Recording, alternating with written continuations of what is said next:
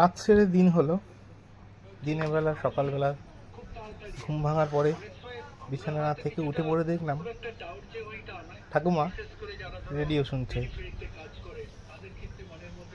ছোট ছোট বাচ্চা নিয়ে আমার উমা বোন সকালবেলায় টিউশন স্টার্ট করে দিয়েছে।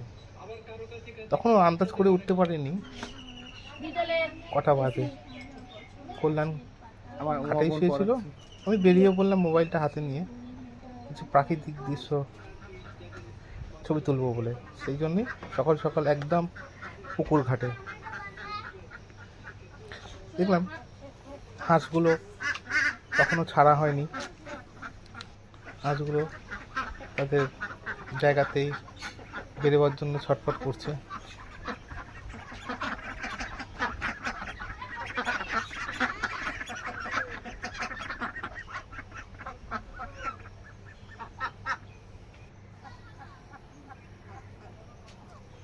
কিছু পরে হাঁসগুলোর খাঁচা ছেড়ে একটু এগিয়ে যেতেই কোথায় যাচ্ছ? প্রাকৃতিক দৃশ্যে আমার মন মুগ্ধ করে দিচ্ছে।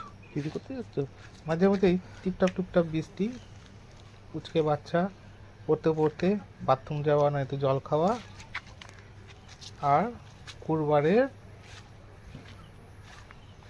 দৃশ্য।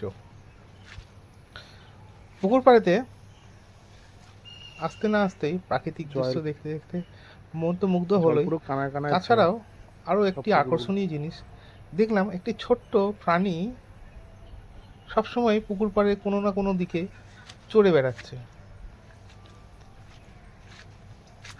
আমি আগেও দেখেছিলাম মাছটিকে।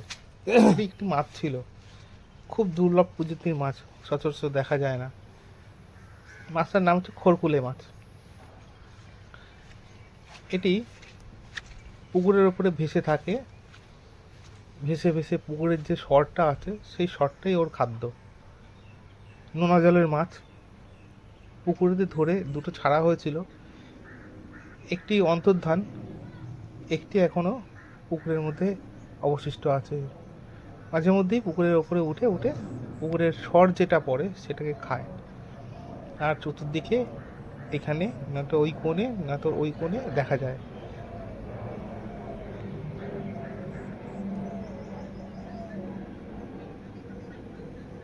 একটু ভালো করে লক্ষ্য করুন, মাছটিকে দেখা যাচ্ছে এটা কিন্তু সাপ না, একটা মাছ।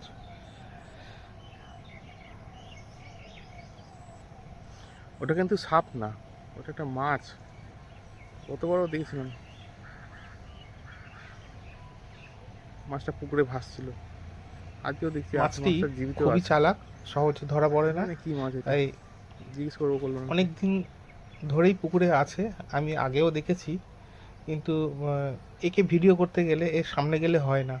একবারে যদি খেওলা জালে যদি ধরা পড়ে তখনই একে সামনাসামনি হাতে করে তোলা যায়, তুলে দেখানো যায়। আর অনেকবারই চেষ্টা করেছি, কল্যাণকে বলেও ছিলাম মাছটা ধরে একবার দেখাতে। বলে দাদা যতবার ধরতে যাই ততবারই কাদার মধ্যে লুকিয়ে পড়ে। আর কাদার অনেক ওপরেতেই জাল থাকে, যার জন্য জালের মধ্যে ওঠে না। যাই হোক, আমি পুকুর থেকে এগিয়ে, পুকুর পাড়ের থেকে এগিয়ে ধান ক্ষেতের দিকে গেলাম। ধান ক্ষেত তো বলবো না, তখনও ধান রোয়া হয়নি, সবে বীজ বোনা হচ্ছে বা বীজ তৈরি করা হচ্ছে। আর কিছুদিন সময় লাগবে বীজ এই পুকুর ধানের জমিগুলোতে বা বীজতলাতে বীজের দানা ফেলা হবে।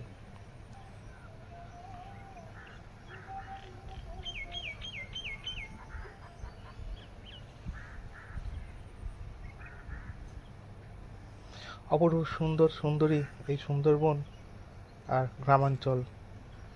এখন বর্তমানে যে ছাগলটি বা যে জন্তুটি আপনারা দেখতে পাচ্ছেন, আজকে কিন্তু এই ছাগলটি বা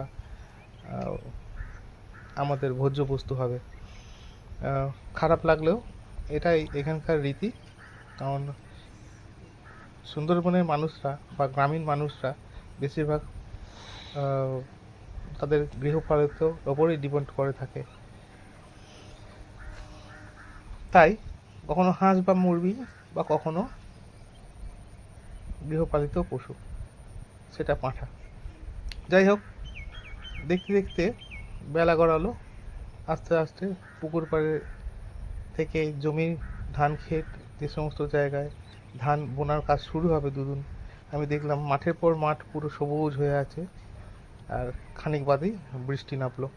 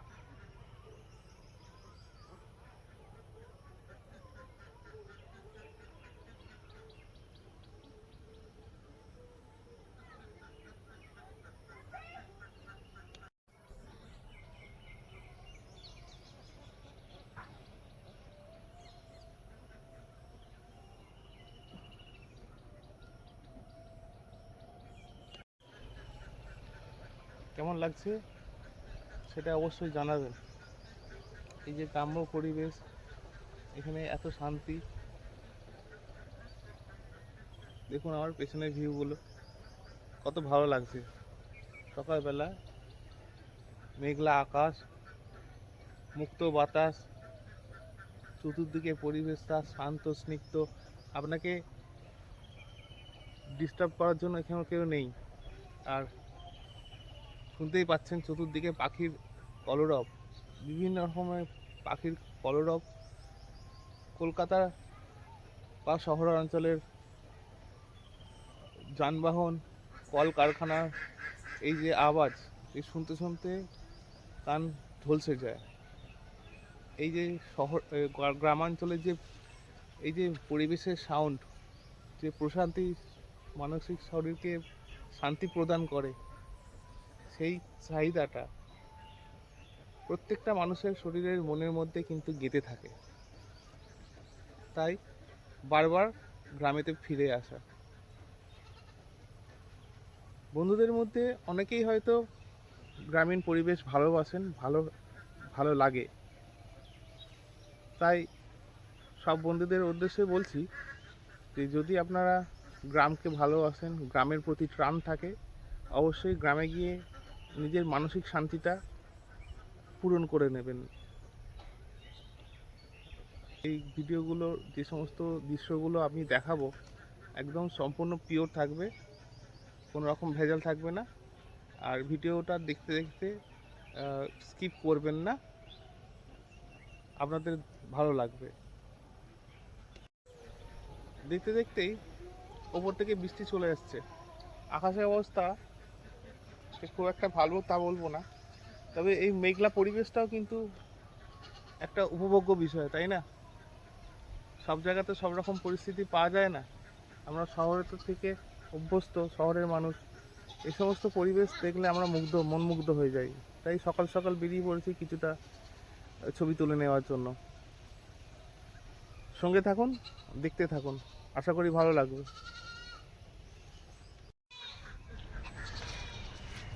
মাঠের থেকে ফিরতি পথ ধরতেই পুকুর পাড়ের পাশ থেকে হাঁটতে হাঁটতে যখন আমার বাসস্থানের দিকে আসছি, তখন দেখলাম মা কোথায় বেরিয়েছিল। মা ফিরছে। এই যে এইবারে তাই গিন্নি মায়ের মা, সঙ্গে ফেরার পথে একটু খুনসুটি করলাম। ও গিন্নি মা,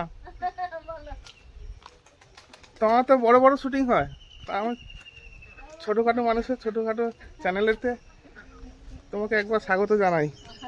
সকালে কইছিলে কোথায়? ওই আমার শাশুড়ির ওই কাগজপত্র ওই জমা দিতে গেছিল। তার মানে অফিসিয়াল কাজ সকাল সকাল সেরে হয়ে গেল। আজকে মেনু কি বলো? কালকে তো ঘুম থেকে উঠতে পারিনি, এমন যা খাইয়েছো পেট পুড়ে। আজকে মেনু কি হবে? আজকে মেনু দেখা যাক কি হয়। তা খাসি আছে, ওই যে কাটা হবে ওই যে দুপুরবেলা। মাঠে এটা দেখলাম। চলো, বৃষ্টি পড়ছে। দেখতে দেখতে হঠাৎই বৃষ্টি নামলো। বৃষ্টিতে আর বাইরে না থেকে বাড়ির সব থেকে ছোট্ট কনিষ্ঠ সে এসে উপস্থিত উমা বোনের সামনে। উমা বোন নিয়ে রয়েছে তার সঙ্গে চললো এই কিছু খুনসুটি। ছোট দেখুন। সদস্য, এই হাসি স্মাইল কি, চোখে পড়ো বাবা, চোখে পড়ো, চোখে পড়ো, চশমা, চল বেরিয়ে যাও, বেরিয়ে যাবো, বলে না ও কিন্তু চশমা এটা বোঝে। বাবা বোঝে না আবার, চলো চলো, চোখ পাচ্ছি চোখে এই পড়বে। এই এই তো, আচ্ছা এই,